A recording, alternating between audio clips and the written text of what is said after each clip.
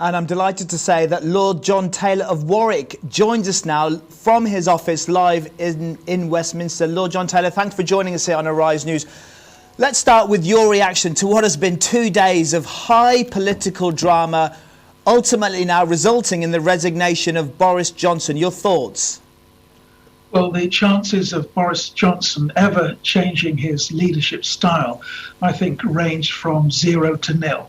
So this was inevitable. It should really have happened many months before, because Johnson is a great campaigner, but not a great governor. You know, you campaign with poetry, but you govern with prose, and it's the governing that he wasn't very good at. And what did you make of his resignation statement today? He seemed to suggest and indicate that the cabinet and the party will ultimately regret getting rid of him in the long term, and he remains an electoral asset. Do you agree with that assessment? I think he's a bit delusional. It was a typical Boris Johnson speech in a way. There was no apology. He seemed to blame his fellow Tory MPs. In fact, he talked about the herd instinct of his fellow MPs getting rid of him, and I thought that was rather insulting. He should have been more contrite, to say, well, I've learnt my lessons. I'll try and do better in the future. I recognise that I have to be accountable. There was none of that. He was blaming other people. And as you say, there was that rather veiled threat that the Tory party will regret losing him. I don't think they will, to be honest. And the ex-Prime Minister, Sir John Major, a man that you know very well, he has come out and said that Johnson should leave now. He shouldn't remain in his post until later on and be a caretaker Prime Minister until October. He should leave office now. Do you agree with that? Actually, I don't. I think it's important that the machinery of government continues. There are big issues: housing, education, the NHS. We need to get on with these things. What we need to do is get ministers back in place. The machinery of government needs to continue. Boris Johnson needs to go quickly, but not today. There's no need for that. He will want to end well. He'll want his legacy to be remembered in a positive way. So I'm sure, I mean, when you look at the people he's put in place today, these are fairly moderate ministers. They're not right-wingers. I don't think he's going to do anything radical. The most important thing is to get the next leader in place quickly, within a matter of weeks, not months. And when you talk about future leaders, who do you see as the possible successors to Boris Johnson? There are many. I can think of at least half a dozen, but you see, it depends who puts their name forward. Often it's the person who you don't expect.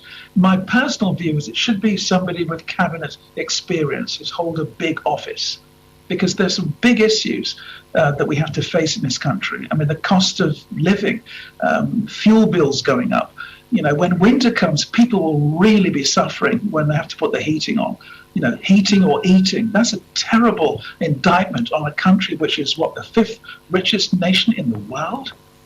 And we have the war in Ukraine as well. So sure, we want somebody with experience, man or woman. I've got some names in mind, but I don't want to blight them by naming any today.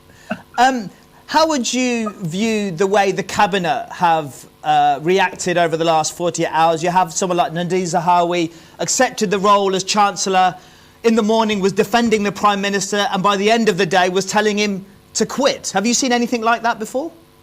I haven't, and some may say that in relation to him, maybe he was putting his career in front of the nation's needs. I don't know. Over the months, you know, some would say that there were more poodles in the cabinet than at Crufts dog show. I don't know, maybe that's unfair. But they should really have been saying to Boris many months ago that it's time to go, because he was losing the trust of the nation. You know, a true leader needs to be a healer. In other words, bringing the nation together. And Johnson got to the stage where he was really quite divisive. And people were getting very angry out there. You know, Partygate, Pattersongate, Pinchergate, the 3 Ps, as it were. And it seems, you know, that he wasn't telling the truth on all 3 occasions. And people just got weary of all the trauma. We just want in many ways, this is the storm before the calm. We'll get through this. We're a great nation, and the Tory party, I think, will rise again. We just need to get through this. But believe me, there are a number of potential leaders out there, any one of whom can replace Boris Johnson and lead this nation. And it's about the nation, not just the party. It's about the nation, leading the nation with vision and clarity. And we'll have to wait and see who indeed does succeed Boris Johnson. Lord John Taylor of Warwick, thank you so much for joining us here on Arise News.